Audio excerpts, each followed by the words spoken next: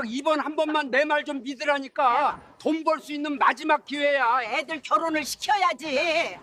마지막 한 번만, 이번만 잘 되면 된다.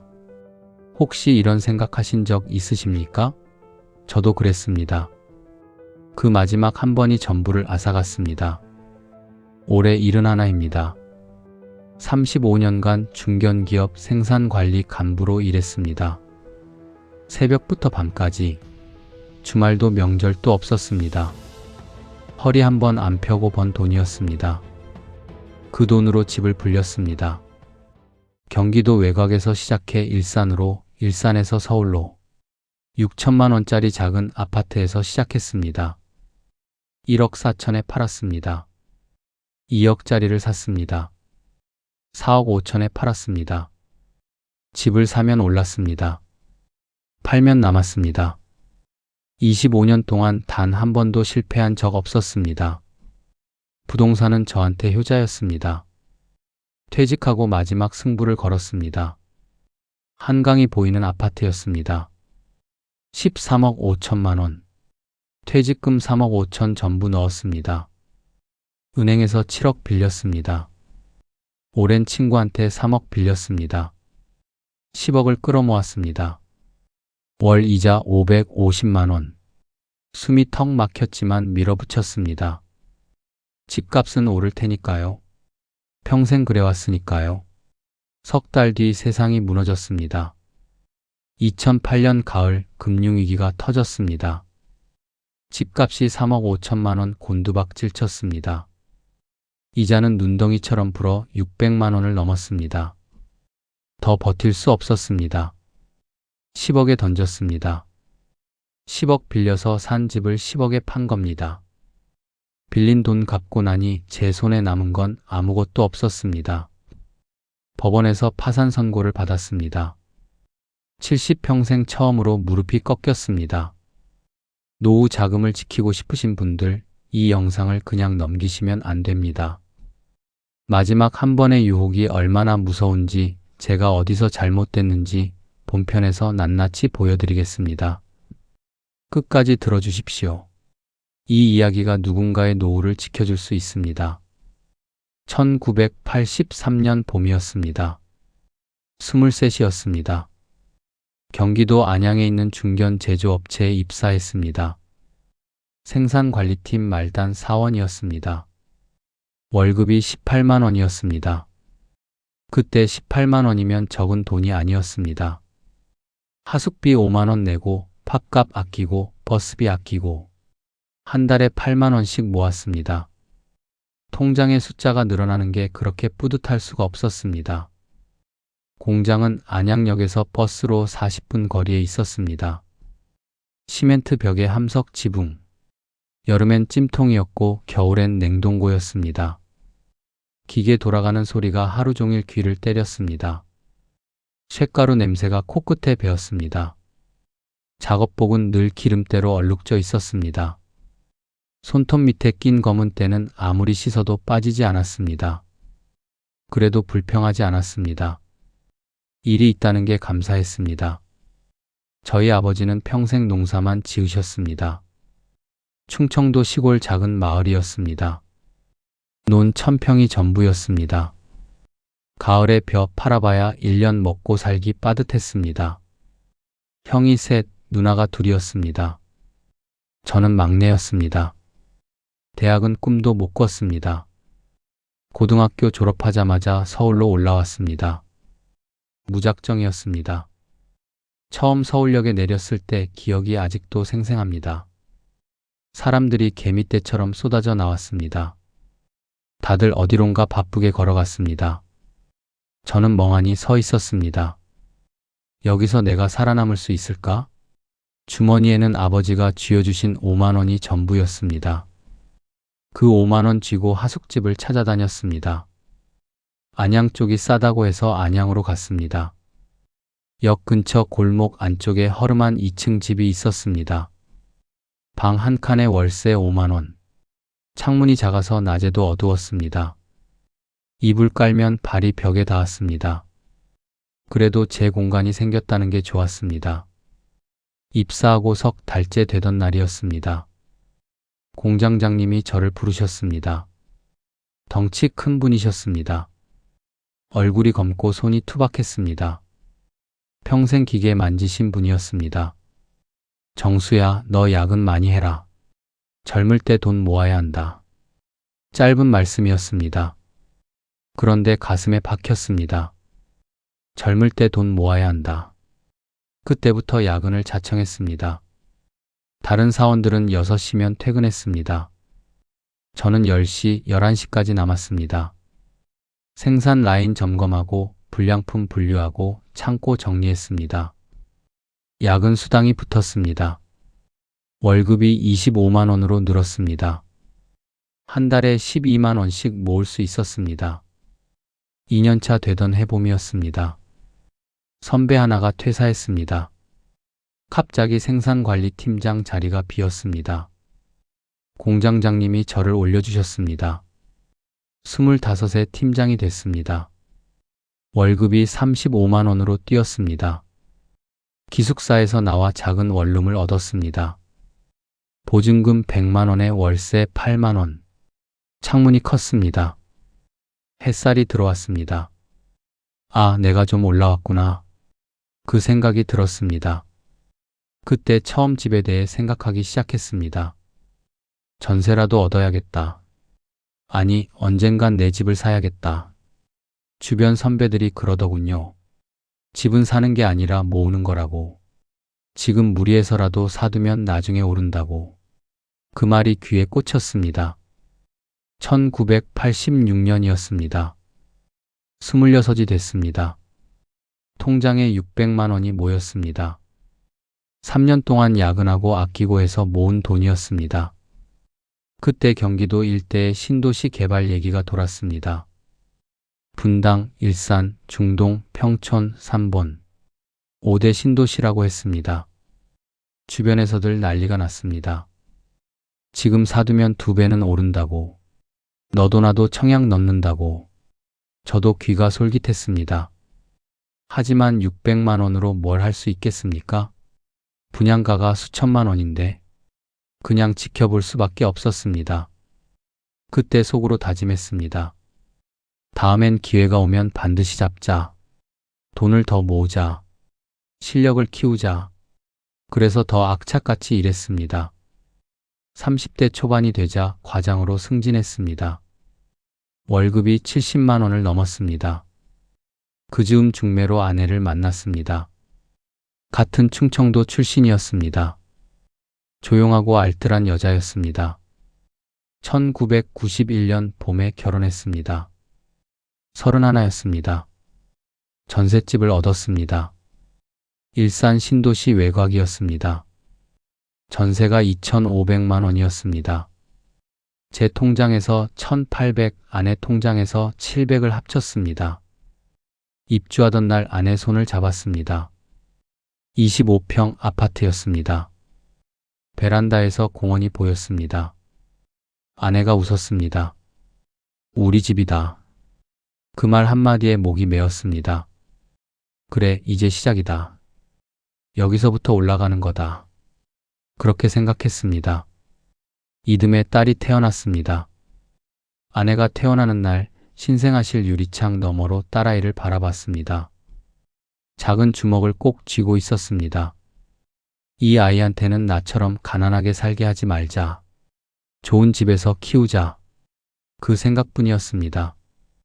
그때부터 더 악착같이 일했습니다. 회사에서 잠을 잤습니다. 주말에도 출근했습니다. 부장으로 올라갔습니다. 연봉이 3천만 원을 넘었습니다. 1996년 36이 되던 해였습니다. 드디어 첫내 집을 살 수 있는 돈이 모였습니다. 6천만 원. 13년 걸렸습니다. 일산 외곽에 23평짜리 아파트가 매물로 나왔습니다. 분양가 6천만 원. 전액 현금이었습니다. 대출 한 푼 안 받았습니다. 등기부 등본에 제 이름석 자가 찍히던 날 손이 떨렸습니다. 드디어 내 집이 생겼습니다. 땅을 밟고 서 있는 느낌이 달랐습니다. 뿌리가 내린 것 같았습니다. 그게 시작이었습니다. 그때는 몰랐습니다. 이게 저를 25년 뒤 나락으로 밀어넣을 줄은. 첫 집을 사고 4년이 지났습니다. 2000년이 됐습니다. 40이었습니다. 회사에서 이사로 승진했습니다. 생산관리 총괄이었습니다. 연봉이 5천만 원을 넘었습니다. 23세 월급 18만 원 받던 때가 엊그제 같은데 어느새 거기까지 온 겁니다. 그런데 진짜 돈은 월급에서 나오지 않았습니다. 집에서 나왔습니다.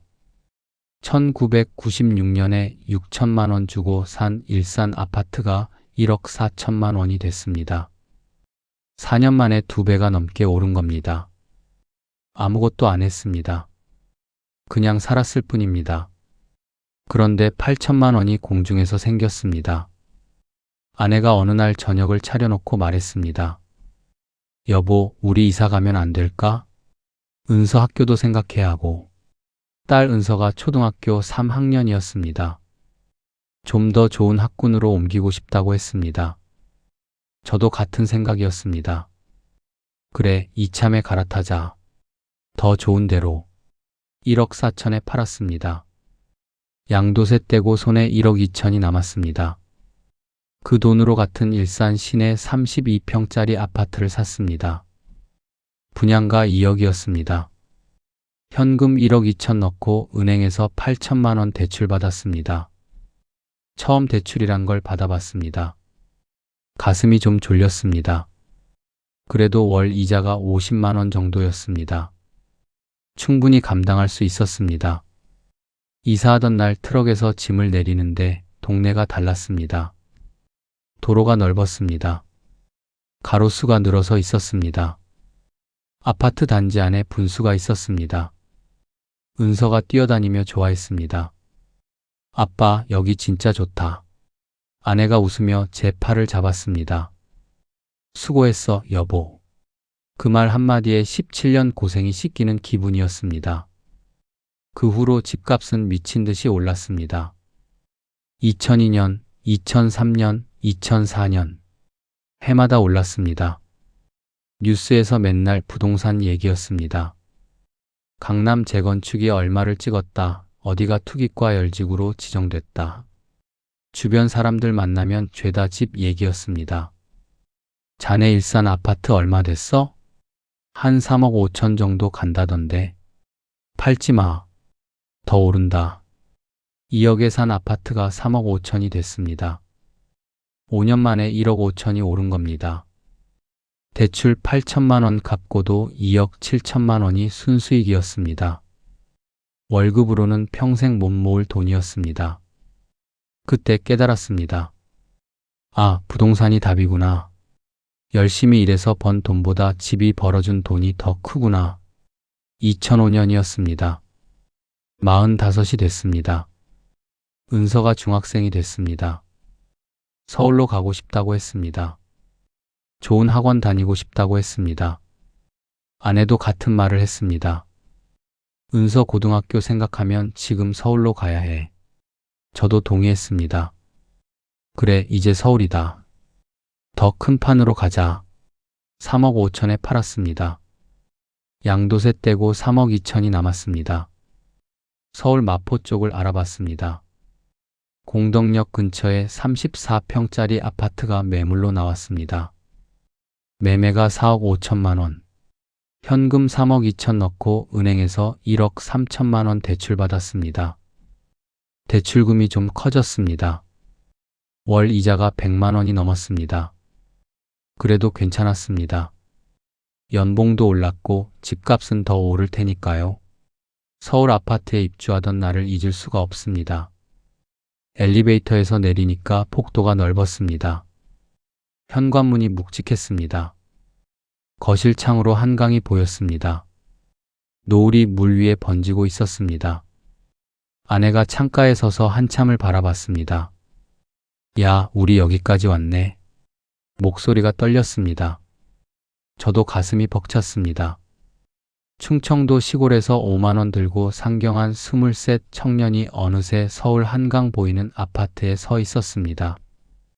22년이 걸렸습니다. 은서가 방을 돌아다니며 소리쳤습니다. 아빠, 내 방 진짜 커. 책상 놓고 침대 놓아도 남아. 그 모습을 보는데 눈물이 찔끔 났습니다. 이게 다 집 덕분이었습니다. 부동산 덕분이었습니다. 일산에서 시작해 서울까지 6천만 원에서 4억 5천까지 집을 사면 올랐고 팔면 남았습니다. 단 한 번도 실패한 적이 없었습니다. 그때 저는 확신했습니다. 부동산은 절대 배신하지 않는다. 떨어지지 않는다. 내가 살아있는 동안은 안 떨어진다. 22년간 증명됐으니까요. 그 확신이 저를 무너뜨릴 줄은 그때는 정말 몰랐습니다. 2007년 봄이었습니다. 57이 됐습니다. 회사에서 구조조정 얘기가 돌았습니다. 경기가 안 좋다고 했습니다. 원자재 가격은 오르고 수출은 줄고 중역들 사이에 긴장감이 맴돌았습니다. 어느 날 사장님이 저를 따로 부르셨습니다. 회장실 옆 작은 응접실이었습니다.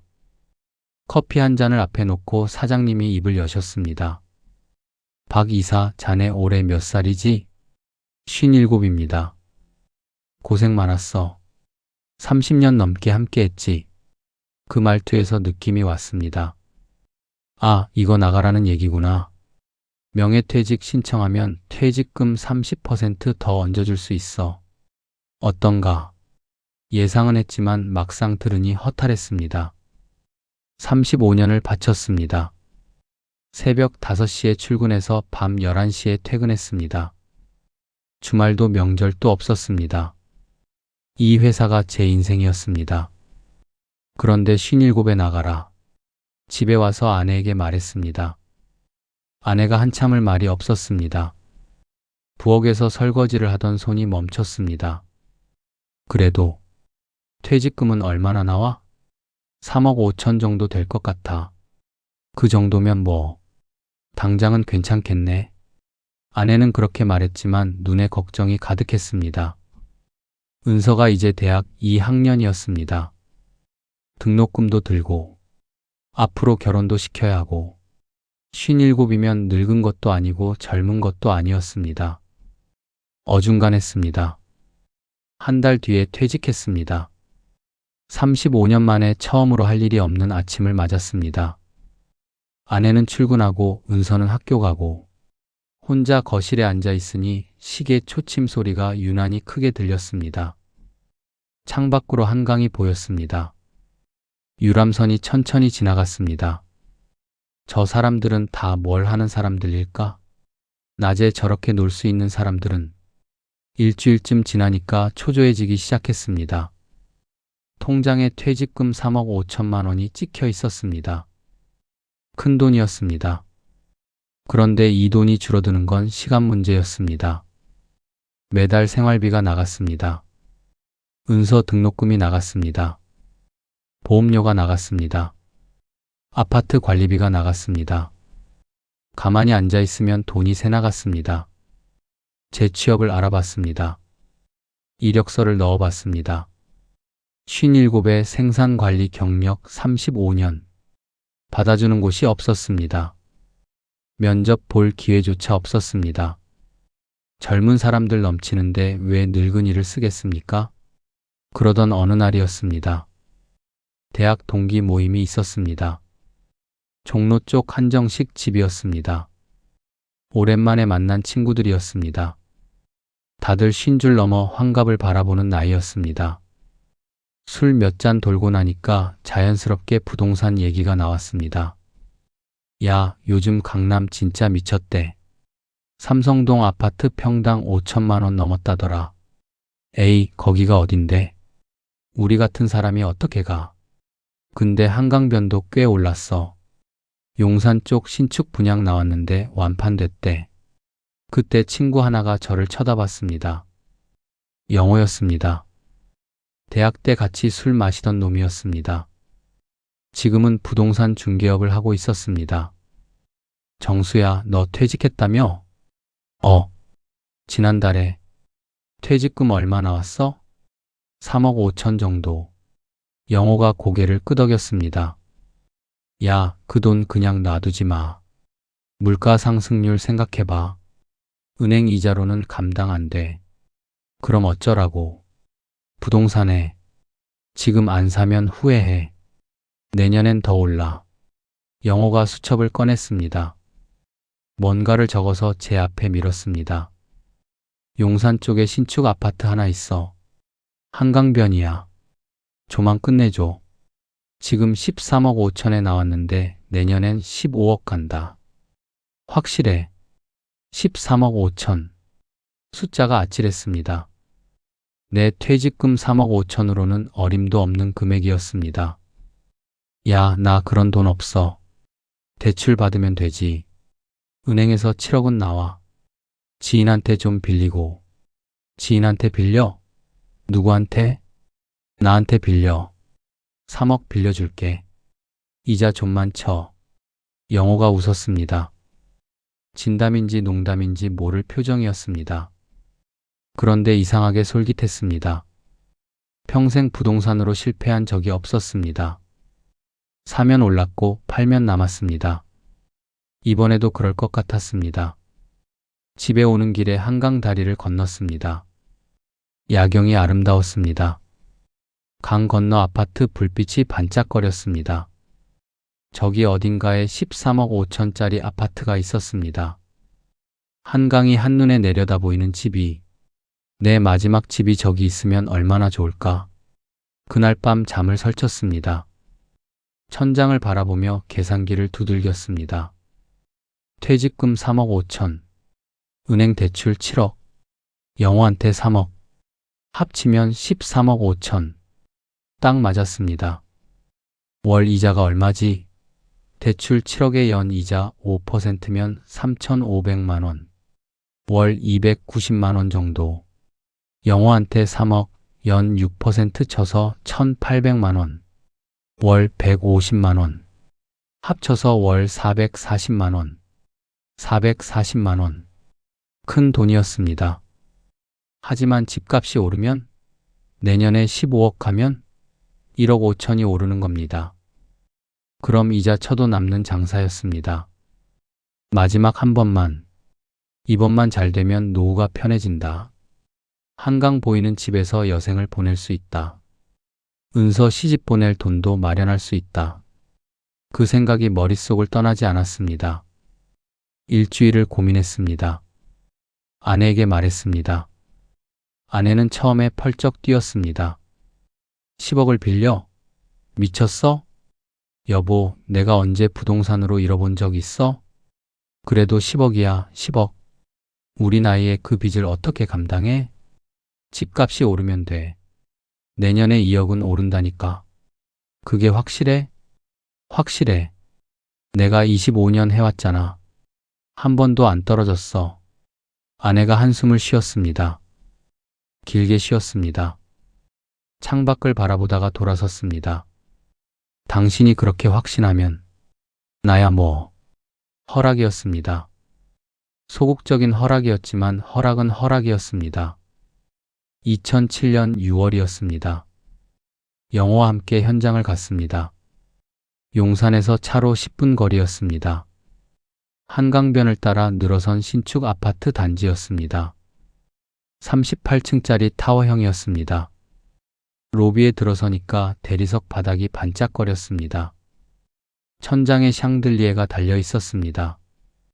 호텔 같았습니다. 엘리베이터를 타고 28층으로 올라갔습니다. 중개인이 문을 열어줬습니다. 들어서자마자 숨이 멎었습니다. 거실 창이 벽 전체를 덮고 있었습니다. 창 너머로 한강이 펼쳐져 있었습니다. 강 위로 햇살이 부서지고 있었습니다.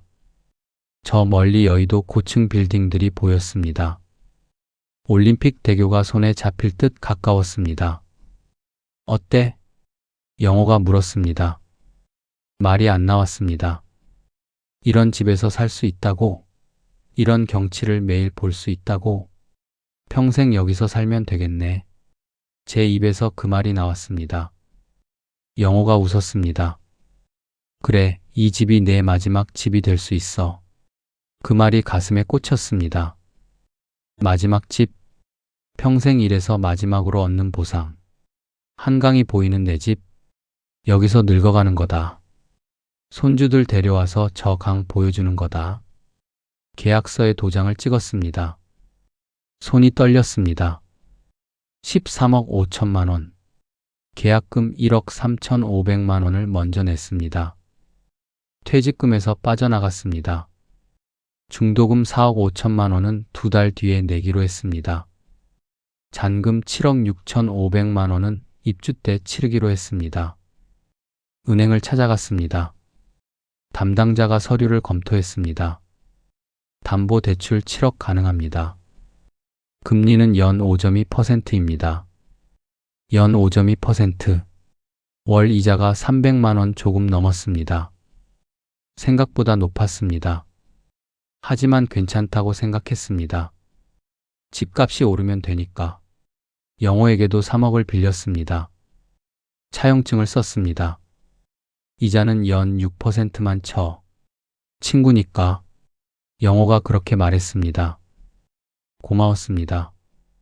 월 이자 150만 원. 은행 이자 300만 원 합쳐서 월 450만 원이 이자로 나가게 됐습니다. 450만 원. 매달 450만 원이 이자로 빠져나가는 겁니다. 아무것도 안 해도 그만큼이 사라지는 겁니다. 숨이 턱 막혔습니다. 하지만 돌이킬 수 없었습니다. 이미 계약금을 쳤습니다. 중도금을 쳐야 했습니다. 잔금을 쳐야 했습니다. 입주일이 다가왔습니다. 2008년 3월이었습니다. 이삿짐 트럭이 왔습니다. 짐을 싣고 새 아파트로 향했습니다. 엘리베이터에서 내려 현관문을 열었습니다. 텅 빈 거실에 햇살이 쏟아졌습니다. 한강이 눈앞에 펼쳐졌습니다. 아내가 창가에 섰습니다. 한참을 말이 없었습니다. 돌아서는데 눈이 젖어 있었습니다. 여보, 우리 정말 여기까지 왔네. 그 말에 저도 울컥했습니다. 충청도 시골 농사꾼 아들이 서울 한강변 아파트에 서 있었습니다. 35년 걸렸습니다. 드디어 왔습니다. 그날 밤 거실 불을 끄고 창가에 앉았습니다. 강 위로 불빛들이 흩어져 있었습니다. 다리 위로 차들이 지나갔습니다. 유람선 한 척이 천천히 흘러갔습니다. 이 풍경을 평생 볼 수 있다고 생각하니 가슴이 벅찼습니다. 그게 2008년 3월이었습니다. 지옥이 시작되기 6달 전이었습니다. 입주하고 2달이 지났습니다. 2008년 5월이었습니다. 뉴스에서 이상한 얘기가 나오기 시작했습니다. 미국에서 뭔가 터졌다고 했습니다. 서브프라임 모기지라고 했습니다. 무슨 말인지 잘 몰랐습니다. 먼 나라 얘기 같았습니다. 미국 주택시장 불안, 금융기관 손실 확대, 저녁 뉴스에서 그런 자막이 흘러갔습니다. 아내가 걱정스러운 눈으로 물었습니다. 여보, 저거 우리한테도 영향 있는 거야? 에이, 미국 얘기잖아. 우리랑 무슨 상관이야. 그렇게 대답했습니다. 진심으로 그렇게 생각했습니다. 미국이 흔들린다고 한국 집값이 떨어지겠습니까? 말도 안 되는 소리였습니다. 그런데 조금씩 이상한 징조가 보이기 시작했습니다. 7월쯤이었습니다. 같은 단지 주민 모임이 있었습니다. 입주민 대표를 뽑는 자리였습니다. 모임이 끝나고 몇몇 사람들과 커피를 마셨습니다. 그 중에 40대 중반쯤 돼 보이는 남자가 있었습니다. 증권회사 다닌다고 했습니다. 요즘 시장이 좀 불안해요. 미국 쪽 상황이 심상찮아요. 그래요? 얼마나 심각한 건데요? 글쎄요, 아직은 모르겠는데. 좀 조심해야 할 것 같아요. 그 말이 귀에 걸렸습니다. 하지만 크게 신경 쓰지 않았습니다. 부동산은 주식이랑 다르니까요. 주식은 오르락내리락 하지만 부동산은 내리지 않습니다. 25년간 그래왔습니다. 8월이 됐습니다. 뉴스톤이 달라졌습니다. 미국 주택가격 하락세 지속. 금융시장 불안 확산. 아직도 남의 나라 얘기 같았습니다. 그런데 이상하게 가슴이 불안했습니다. 밤에 잠이 잘 안 왔습니다. 괜히 새벽에 깨서 창밖을 바라봤습니다. 한강은 여전히 검푸르게 흐르고 있었습니다. 9월이었습니다. 어느 날 저녁 뉴스 속보가 떴습니다. 미국 투자은행 리먼 브라더스 파산 신청. 화면에 정장 입은 사람들이 짐을 싸서 건물 밖으로 나오는 모습이 나왔습니다. 158년 역사의 투자은행이 하루아침에 무너졌다고 했습니다. 글로벌 금융위기 본격화. 세계 증시 폭락. 아내가 소파에서 벌떡 일어났습니다. 여보, 이거 큰일 아니야? 저도 불안했습니다. 하지만 티를 내면 안 됐습니다. 괜찮아. 미국 은행 얘기잖아. 우리 집값이랑은 상관없어. 그렇게 말했지만 손이 떨렸습니다. 리모컨을 쥔 손이 축축하게 젖었습니다. 그날 밤부터 악몽을 꾸기 시작했습니다. 아파트가 무너지는 꿈이었습니다. 28층에서 추락하는 꿈이었습니다. 소리를 지르며 깨어나면 새벽 3시, 4시였습니다. 아내가 잠결에 물었습니다. 왜 그래? 무슨 꿈 꿨어? 아니야, 괜찮아. 괜찮지 않았습니다. 전혀 괜찮지 않았습니다. 10월이 됐습니다. 부동산 중개소를 찾아갔습니다. 요즘 시세가 어떤지 물어보려고요. 중개사가 고개를 저었습니다. 요즘 거래가 없어요. 다들 관망 중이에요. 우리 아파트 시세는요? 글쎄요. 호가가 좀 떨어지긴 했어요. 얼마나요? 3%? 4% 정도? 3, 4%. 13억 5천에 3%면 4천만 원 정도. 그 정도면 괜찮았습니다. 일시적인 조정이라고 생각했습니다. 곧 다시 오를 거라고. 11월이 됐습니다. 은행에서 전화가 왔습니다. 박정수 고객님, 대출 금리가 조정됩니다. 네. 얼마나요? 기존 5.2%에서 6.8%로 올라갑니다. 6.8%. 7억에 6.8%면 연이자가 4,760만 원. 월로 치면 397만 원. 기존 300만 원에서 100만 원 가까이 뛴 겁니다. 왜 갑자기 올라요? 기준금리가 인상됐습니다. 죄송합니다, 고객님. 전화를 끊고 계산기를 두들겼습니다. 은행 이자 397만 원, 영호한테 이자 150만 원. 합쳐서 월 547만 원. 이자만 547만 원이 나가는 겁니다. 머리가 띵했습니다. 퇴직금에서 계약금 내고 남은 돈이 2억 2천만 원 정도였습니다. 이자 547만 원씩 내면 40개월이면 바닥났습니다. 3년 4개월. 그 안에 집값이 안 오르면? 그 생각을 하는 순간 등줄기가 서늘해졌습니다. 2008년 12월이었습니다. 한 해가 저물어가고 있었습니다. 그런데 희망은 보이지 않았습니다. 매일 뉴스를 확인했습니다. 부동산 시세를 검색했습니다. 손가락이 떨렸습니다. 우리 아파트 시세가 떨어지고 있었습니다. 13억 5천에서 12억으로, 12억에서 11억 5천으로 한 달에 수천만 원씩 빠지고 있었습니다. 여보, 어떡해? 아내가 물었습니다. 식탁에 마주 앉아 밥을 먹는데 밥이 목에 넘어가지 않았습니다. 기다려봐. 일시적인 거야. 곧 오를 거야. 그렇게 말했지만 확신이 없었습니다. 목소리가 떨렸습니다. 아내도 알았을 겁니다. 제가 불안하다는 걸. 2009년 정월이 됐습니다. 새해가 밝았지만 축하할 기분이 아니었습니다. 시세가 11억 아래로 떨어졌습니다. 석 달 만에 2억 5천만 원이 공중으로 날아간 겁니다. 계산기를 두들겼습니다. 대출이 7억이었습니다. 영호한테 빌린 게 3억이었습니다. 총 10억. 집값이 10억 아래로 떨어지면 집을 팔아도 빚을 못 갚는 겁니다. 그러면 파산입니다. 잠을 잘 수가 없었습니다. 새벽마다 깨어났습니다. 창밖을 바라봤습니다. 한강이 검게 흐르고 있었습니다. 그 경치가 이제 아름답게 보이지 않았습니다. 감옥처럼 느껴졌습니다. 이 집에 갇혀 있는 것 같았습니다.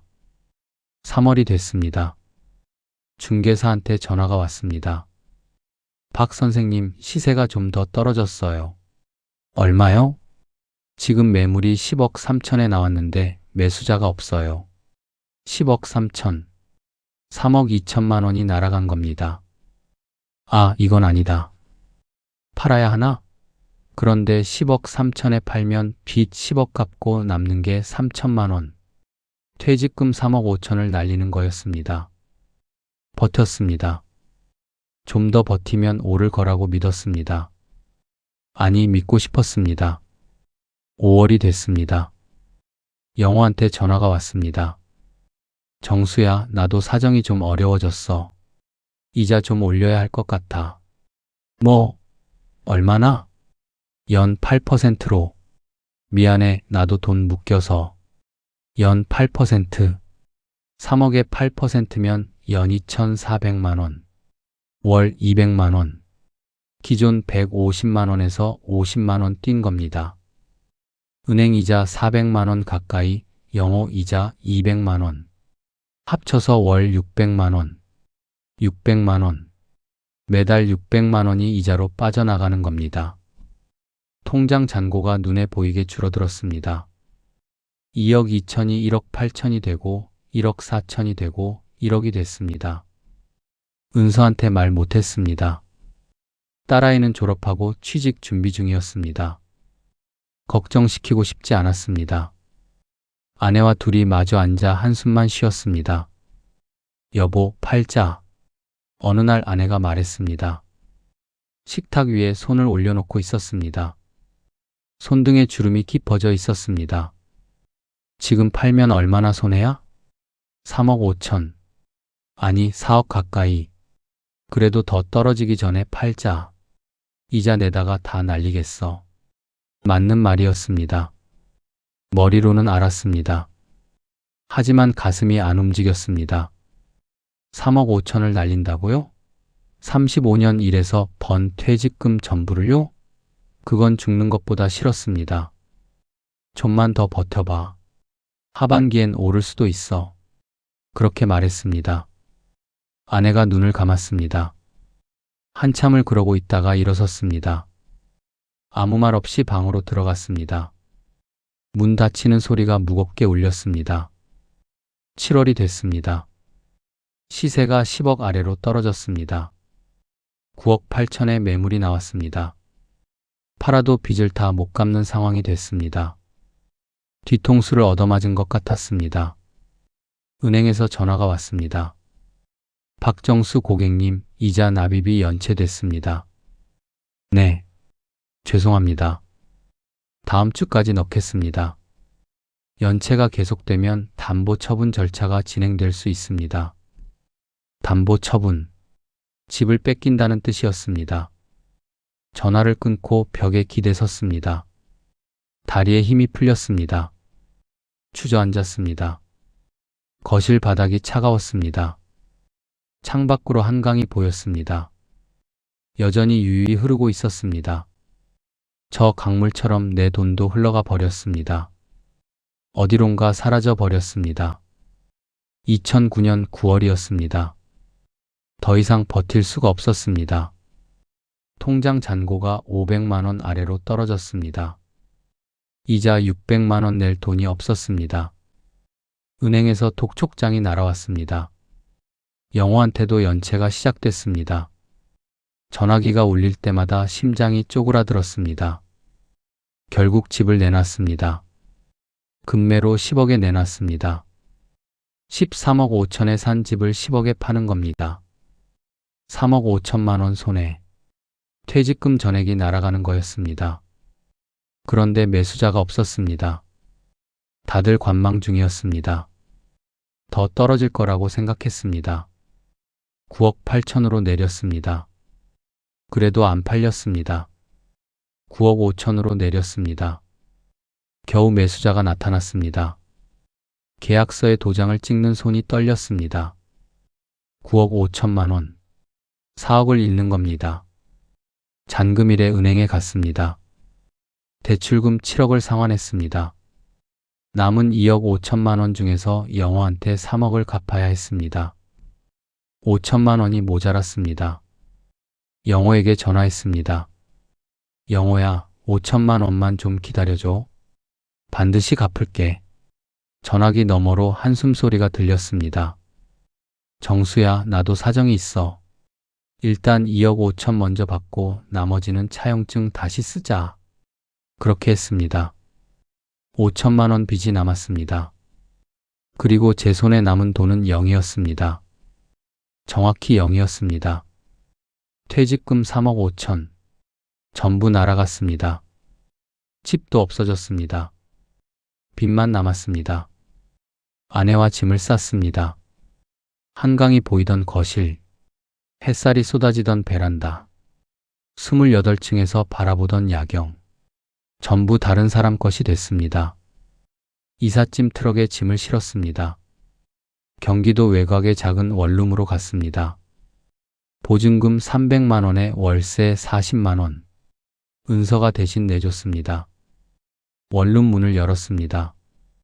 7평이었습니다. 창문 하나가 벽을 향해 나 있었습니다. 햇빛이 안 들었습니다. 25년 전 안양 하숙방보다 못했습니다. 아내가 짐을 내려놓다가 주저앉았습니다. 소리 없이 울었습니다. 어깨가 떨렸습니다. 저는 아무 말도 할 수가 없었습니다. 무슨 말을 해야 할지 몰랐습니다. 미안해. 겨우 그 말이 나왔습니다. 아내가 고개를 들었습니다. 눈이 벌겋게 부어 있었습니다.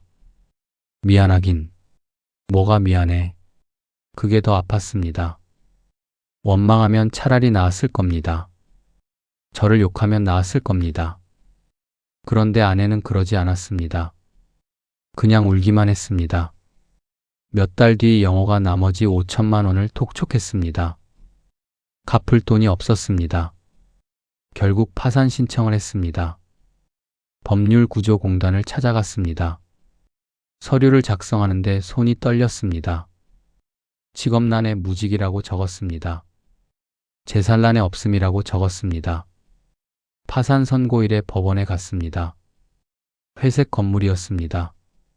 복도가 길었습니다.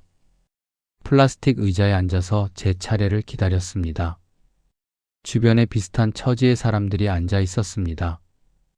다들 고개를 숙이고 있었습니다. 박정수 씨요. 이름이 불렸습니다. 법정 안으로 들어갔습니다. 판사가 위에 앉아 있었습니다. 채무자 박정수 파산을 선고합니다. 그 한마디에 35년 인생이 무너졌습니다. 중견기업 생산관리 간부, 부동산 투자로 성공만 해온 남자, 한강변 아파트에 살던 사람, 전부 사라졌습니다. 남은 건 빚쟁이, 파산자라는 딱지뿐이었습니다. 법정을 나왔습니다. 복도 끝에 창문이 있었습니다. 햇빛이 비스듬히 들어왔습니다. 얼마나 서 있었는지 모르겠습니다. 다리가 움직이지 않았습니다. 예순이 됐습니다. 평생 처음으로 무릎이 꺾였습니다. 그게 15년 전 일입니다. 지금은 71가 됐습니다. 파산 이후 몇 년은 지옥이었습니다. 일자리를 찾아다녔습니다. 청소, 경비, 배달. 안 해본 일이 없었습니다. 60 넘은 나이에 할 수 있는 일이 많지 않았습니다. 그래도 살아야 했습니다. 아내는 마트에서 계산대 일을 했습니다. 다리가 부어도 하루 종일 서 있었습니다. 은서가 취직하고 나서야 조금 숨통이 트였습니다. 딸아이가 월세를 대신 내줬습니다. 그게 얼마나 고마운지 모릅니다. 동시에 얼마나 부끄러운지도 모릅니다. 지금 생각하면 다 제 욕심이었습니다. 마지막 한 번만, 이번만 잘 되면 된다. 그 생각이 저를 무너뜨렸습니다. 25년간 부동산으로 성공만 했으니까 이번에도 성공할 거라고 믿었습니다. 과거의 성공이 미래의 성공을 보장한다고 착각했습니다. 그게 아니었습니다. 과거는 과거일 뿐입니다. 시장은 변합니다. 세상은 바뀝니다. 영원히 오르는 건 없습니다. 부동산도 떨어집니다. 제가 살아있는 동안은 안 떨어질 거라고 생각했는데 제가 사자마자 떨어졌습니다. 빚을 내서 투자하면 안 됩니다. 특히 노후 자금으로는요. 퇴직금 전부를 한 곳에 넣으면 안 됩니다. 저처럼 전부 잃습니다. 월 이자가 월급보다 많아지면 그건 이미 끝난 겁니다. 그때 손절해야 합니다. 저는 못했습니다. 그래서 더 잃었습니다. 영호를 원망한 적도 있습니다. 왜 그때 그런 물건을 소개했냐고. 하지만 결국 도장 찍은 건 저였습니다. 결정한 건 저였습니다. 누구도 탓할 수 없습니다. 가끔 한강변을 지나갑니다. 버스 창밖으로 그 아파트가 보입니다. 지금은 18억이 넘는다고 합니다. 5년만 더 버텼으면 그런 생각이 드는 것도 사실입니다. 하지만 그건 부질없는 짓입니다. 그때 저한테는 버틸 힘이 없었습니다. 이자 600만 원을 낼 돈이 없었습니다. 버틸 수 없는 싸움이었습니다. 돌이켜보면 인생에서 가장 중요한 건 욕심을 다스리는 것 같습니다. 더 큰 집, 더 좋은 차, 더 많은 돈. 그게 꼭 행복은 아닙니다. 분에 넘치는 걸 가지려고 하면 가진 것마저 잃습니다. 저처럼요. 지금 저희 부부는 은서가 얻어준 작은 전셋집에서 삽니다. 20평 아파트입니다. 창밖으로 한강은 안 보입니다. 대신 작은 공원이 보입니다. 아침에 일어나면 아내랑 그 공원을 산책합니다. 그것도 나쁘지 않습니다. 손녀가 하나 있습니다. 은서가 낳은 아이입니다. 올해 5살입니다. 주말마다 놀러 옵니다. 그 아이가 무릎에 앉아서 웃으면 그래도 살아있어서 다행이라는 생각이 듭니다. 이 이야기를 왜 하냐고요? 누군가 저 같은 실수를 하지 않았으면 해서입니다. 마지막 한 번만 그 유혹에 넘어가지 마십시오. 노후 자금을 한 곳에 몰아넣지 마십시오. 빚을 내서 투자하지 마십시오. 집값이 절대 안 떨어진다는 말 믿지 마십시오. 제 이야기가 조금이라도 도움이 되셨다면 아래 댓글에 한 줄 남겨주십시오. 지금 힘드신 분이 계시다면 위로의 말씀을 남겨주십시오. 그 한 줄이 누군가에게 힘이 됩니다. 누군가의 노후를 지켜줄 수 있습니다. 긴 이야기 들어주셔서 감사합니다.